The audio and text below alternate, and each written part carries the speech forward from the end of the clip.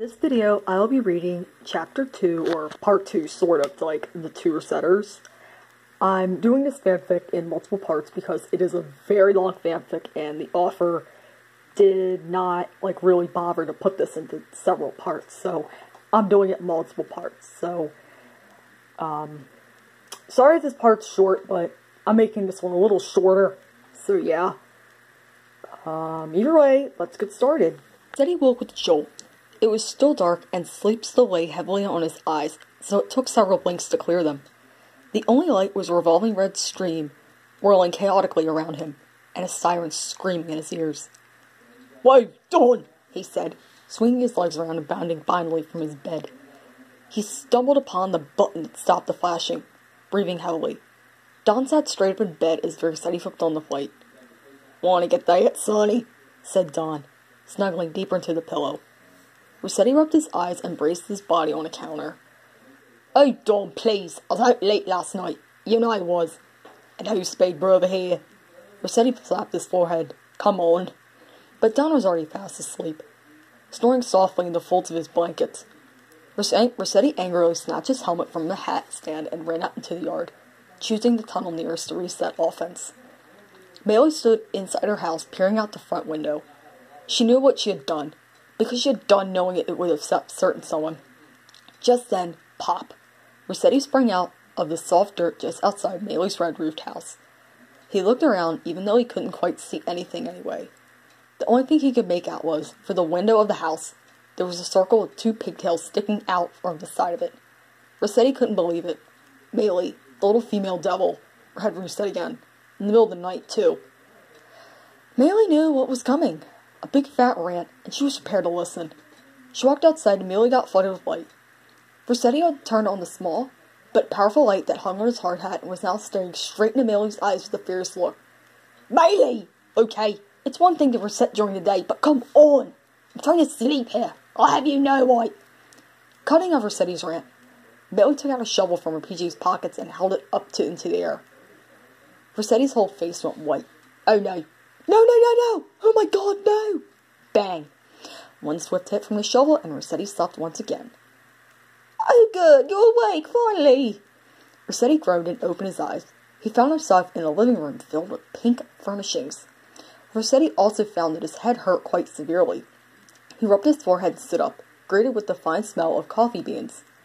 Bailey, who he remembered from his shovel pounding, was sitting on a pink chair, no surprise there, with 2 cups of coffee. One she had in her hand, and the other was just sitting on a table that matched the pink chair. Bailey gave Vercetti a smile and motioned him to come sit with her. He was hesitant, but he picked himself up and walked over to Bailey, while being guided by her inviting gaze. "Well, I never thought you would never wake up!" Vercetti gulped at that mere fault. "Hey, what happened to..."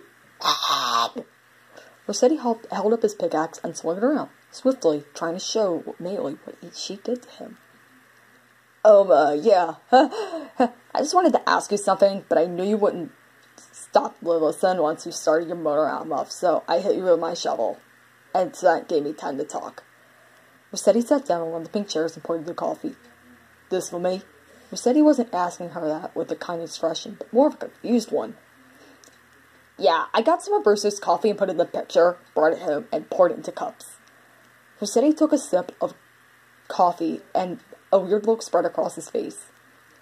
This don't taste like Bruce's coffee. Anything in it that would give it a weird but kind of nice flavor?" "Oh yes, I hope you like pigeon milk."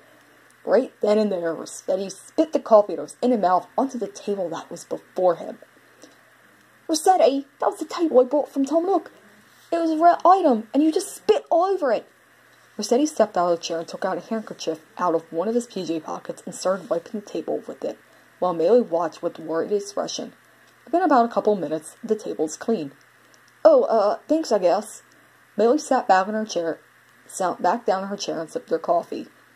Vercetti sat too and pushed the coffee away with his paw. "Whatever." Bailey sighed and closed her eyes for a moment. "Well, anyway, what I wanted to tell you is that I lost my hairpin. It's my favorite accessory. I wear it all the time." Hairpin. Vercetti had remembered. He had took her hairpin. His eyes grew wide as Bailey continued.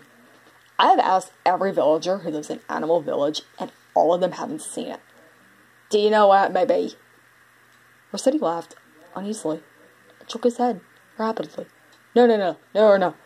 Nope, haven't seen it. Maylie grew sad as she heard what Rossetti had to say. Oh well, okay. I don't know where it be, but I hope I find it. Tangy gave it to me as a gift for my birthday. Rossetti wanted to get out of there as soon as possible, but so Maylie wouldn't say anything further on the subject.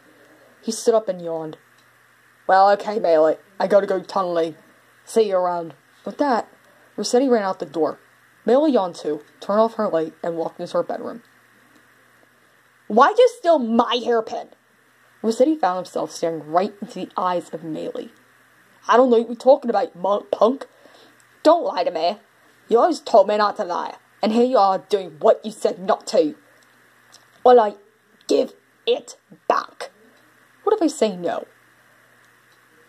Maylie got out a shovel. Oh, I'm sorry. What if I say no? Maylie got out a shovel.